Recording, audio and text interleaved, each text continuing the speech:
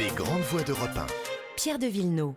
Retour des grandes voix, Gérard Crerouet, Charles Villeneuve, Catherine Ney et Michel Cotta. Ils sont près de 150 000. Les affiliations au LR se multiplient. Ils auront du 1er au 4 décembre pour décider de leur candidat. Candidat pour qui ils ont d'ailleurs un énorme espoir. Au Doxa pour le Figaro, 75% des sympathisants LR estiment que leur candidat pourra remporter la présidentielle. Notons quand même au passage, et on va y revenir, que le 5 décembre, un certain Éric Zemmour tiendra un meeting politique au Zénith de Paris, donc juste après le 4 décembre.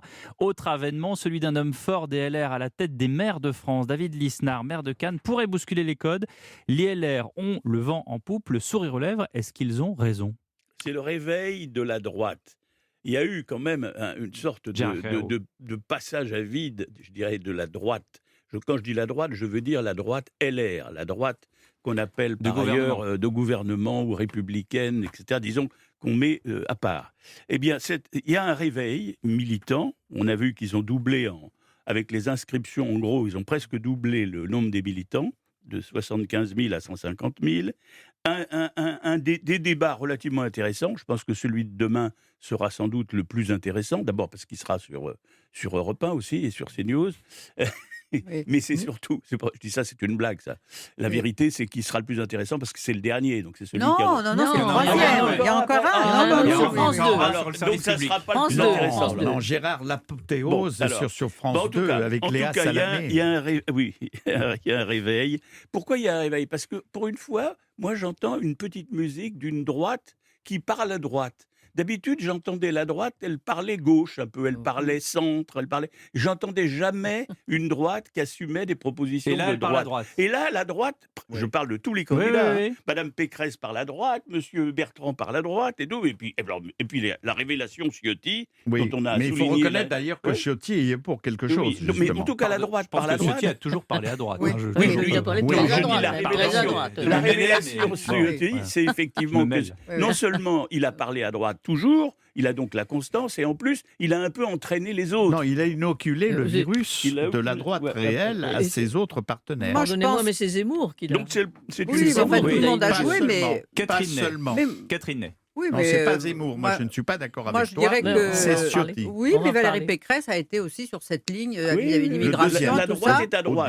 La droite est à droite et la droite ne se déchire pas comme lors de la première primaire. Absolument. C'est deux choses qui comptent énormément. Je ne sais pas si un candidat LR a des chances, mais je dis que les gens ont vu qu'il y avait un pack idéologique qui s'entend, qui a de l'expérience et qui peut gouverner si le cas échéant. Bon. Mais il y a une bagarre intéressante, c'est vraiment l'élection de David Lisnard à la tête de l'AMF. Et ça, c'est un succès politique pour la droite, parce que l'appareil d'État s'est mis en branle pour faire élire Philippe Laurent, qui était Macron compatible. Les préfets allaient dans les régions, faisaient dire aux maires qu'il valait mieux Philippe Laurent. Les ministres se sont déplacés parce qu'avant cette grande réunion des maires, il y avait des assemblées départementales tous les mois avec les maires des départements. Et les ministres venaient dire bonjour. Les ministres se déplacent comme au régional à l'époque. Comme au régional. Thierry Solaire a été très actif aussi et on faisait dire que... Pourquoi ? Comment ? Pour téléphoner aux maires et leur dire voilà. Bon. Le candidat et puis officiel, pour la première fois aussi, les deux candidats se présentaient avec des équipes choisies, c'est-à-dire avec un pack déjà de deux candidats qui avaient à la fois leur bureau de 60 membres et leur comité directeur de 100 membres. Et donc, c'était des équipes, et pour Philippe Laurent, de Macron compatibles. C'est-à-dire que Emmanuel Macron, qui a peu de maires qui sont en marche, pouvait, grâce à ça, dire qu'il gouvernait en marche. Voyez ? Donc, et là, ce succès avec 62% des voix, du maire de Cannes, qui a fait une campagne personnelle en prenant le train, en payant ses billets de train, en allant voir les gens et en leur montrant qu'il n'était pas uniquement le maire de Cannes, qu'il connaissait la ruralité, parce que c'est le procès que lui faisaient les macronistes, eh bien, c'est une grande victoire. C'est une grande victoire de la droite. Oui. Et d'ailleurs, les macronistes l'ont attaqué. Par exemple, Muselier, qui avait été, lui, un peu flou pendant cette campagne des élections régionales, a été le premier à attaquer Lisnard. Et aussi maintenant le maire de Nice. Mais alors, je voudrais faire deux remarques, si vous êtes d'accord, Michel. Ne vous battez pas. Bon, il est indéniable qu'il y a eu un réveil militant des Républicains. des adhérents, de toute façon, qui ne payaient plus leurs cotisations, ou de nouveaux adhérents, notamment chez les jeunes. Mais il ne faut pas l'exagérer non plus. Il n'y a pas de, si vous voulez, une dynamique sondagière, notamment. On ne remarque pas sur les principaux favoris, capables d'être au deuxième tour de l'élection présidentielle, un boom extraordinaire dans les sondages. Ça, il faut quand même raison garder sur ce plan-là. Il y a une manifestation d'intérêt, c'est indéniable, mais il n'y a pas de dynamique sondagière. Voilà. Mon verre n'est pas grand, mais je bois dans mon verre. En ce qui concerne le maire de Cannes, sincèrement, David Lisnard, c'est pas de la tisane. Et je pense que le chef de l'État va s'en rendre compte. D'abord, c'est un émule, mais un émule vraiment élaboré de Pompidou. Hein, c'est un garçon que je connais assez bien. C'est un élu local. Et le président de la République, avec la taxe d'habitation qu'il a supprimée, avec bien d'autres mesures, s'est aliéné les maires. Et un nombre considérable de maires qui sont ligotés aujourd'hui, qui sont devenus presque des agents d'État. Et David Lisnard les représente très très bien. Il a pour allié quand même, autour de lui, des socialistes, André Léniel, le vice-président, et puis aussi jusqu'aux communistes.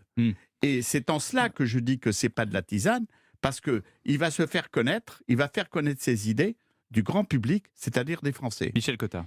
Je pense à la réaction de la droite. Au fond, on s'aperçoit que quand les sondages étaient avec un Bertrand à 14, Zemmour à 16 et Marine Le Pen à 15, au fond, tout était possible. Et ça, c'est ce qui a déterminé, par exemple, quelqu'un comme Bertrand à intervenir autant. C'est qu'il se disait, à un point près, on peut être le deuxième. Là, pour le moment, alors je sais qu'il faut accorder au sondage une place, il faut raison garder, mais pour le moment, Marine Le Pen se redétache à nouveau, et dans ce cas-là, évidemment, ça condamne peut-être les Républicains au troisième rôle. Il reste que, au bout du compte, ils auront complètement dominé le mois de novembre. C'est autour d'eux qu'on a fait les papiers, contrairement au mois d'octobre où on était vraiment complètement concentré sur Zemmour.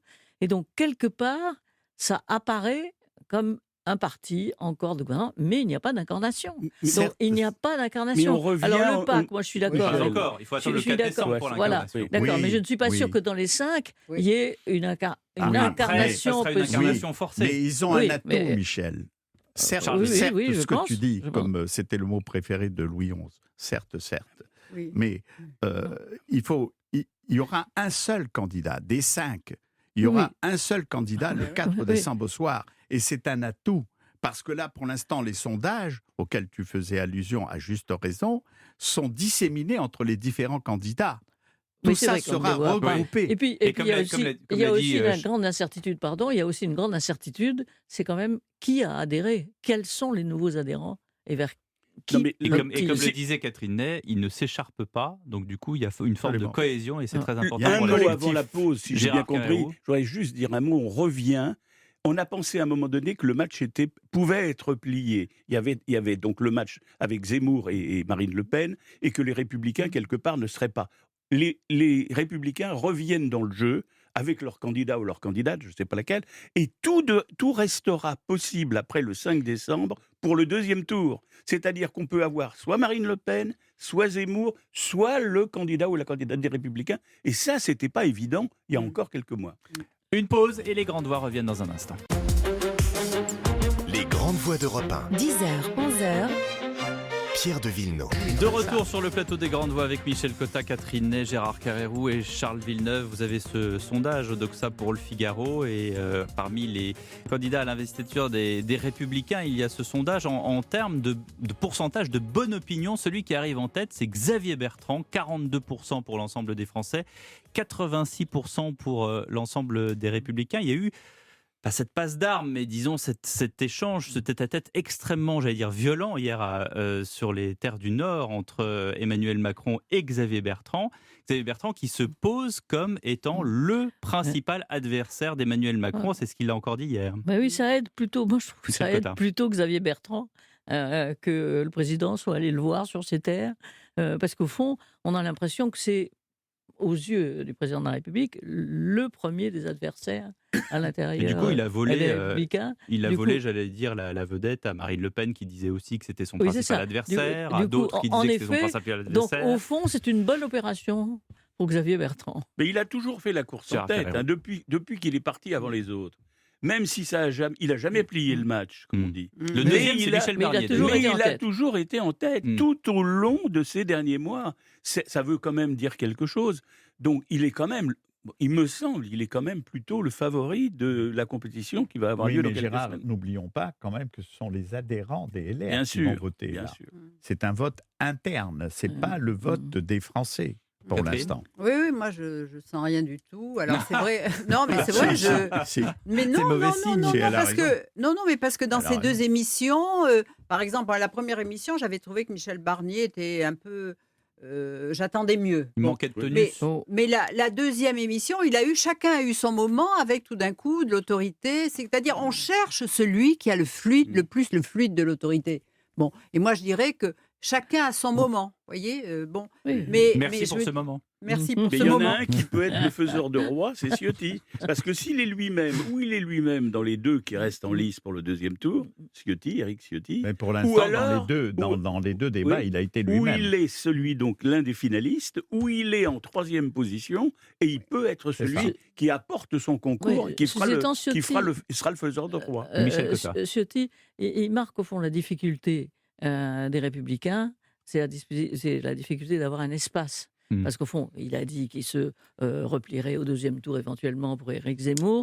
Donc au fond, il Non. incarne. Si Zemmour apparaissait. Oui, bien sûr. oui, Bon, deuxième- ben, enfin, je veux dire, il est le plus béton, il est le plus à droite. Et au fond, est-ce qu'il y a encore, c'est la question qu'on se pose sans arrêt, est-ce qu'il y a encore une place pour une extrême droite façon un peu Ciotti, républicain, extrême droite, etc. Mais pas Et- extrême, Michel. Républicain, pardon. extrême droite, Une ça, c'est droite quoi qui s'assume, Mais c'est non, pas non, mais, une mais extrême non, mais droite. attends, est-ce Non, qu'il y a de la parce que place Pardon, Ciotti, j'ai pas fini. tu peux pas J'ai pas fini taxer la Ciotti phrase. d'extrême Oui, droite. alors, je peux pas finir. Non, mais enfin, je peux pas. En tout cas, est-ce Certes, qu'il y a ça un espace favorise Est-ce qu'il y a un le maire espace de Nice, pour mais les le maire de Nice, républicains il a avalé entre son les chapeau. républicains pro-Macron, parce que pendant ce temps-là, quand même, ce qu'on appelle la maison commune est en train de se faire Avec Philippe et les avec autres, oui. Édouard Philippe. Donc, est-ce qu'il y a une place Et ça, Enfin, c'est Édouard très Philippe intéressant trouve d'ailleurs que cette pour maison les commune n'a rien de républicains commun. entre l'extrême droite et la droite macronienne. Voilà. Oui, mais Et à ta question, voilà. moi je réponds, je crois que oui. Il y a une place. Voilà, c'est C'est la la place démonstration. d'une droite qui s'assume On- comme telle sur des valeurs de droite et non pas sur des valeurs qui étaient des valeurs UDF, comme on disait autrefois, c'est-à-dire des valeurs centro-molles. Oui. Oui, mais Non, c'est mais- ça le jeu. C'est ça Non, mais il y a- l'intérêt du jeu. Quoi. Il y a quand même un homme politique à qui il faut tirer un coup de chapeau, Charles alors Villeneuve. qu'on l'avait traité de fossoyeur. C'est le président des LR, qui a été assez Christian patient. Jacob. Absolument. Christian Absolument. Jacob, qui a été assez patient pour reconstituer son équipe aujourd'hui, en tout cas celle des Républicains, et qui de toute façon est en vedette, ne serait-ce que demain soir, sur CNews et sur Europe 1. Mais c'est vraiment lui qui l'a fait ou est-ce que ça s'est fait tout seul Ah ben, Sarko non. qui l'a aidé. Non. Il a beaucoup, non. beaucoup, Il a beaucoup consulté. travaillé pour ça, Absolument. beaucoup consulté. Non, mais Absolument. non, mais c'est ce qu'il voulait. Il voulait surtout Oui, oui, pas recommencer exactement. l'épreuve de la primaire ouverte de 2016. de 2016, qui avait surtout avait pas beaucoup cassé la famille. Et là, il valait mieux rester entre soi, et il a eu raison. Les grandes voix reviennent dans un instant et on va parler de la pêche. À tout de suite.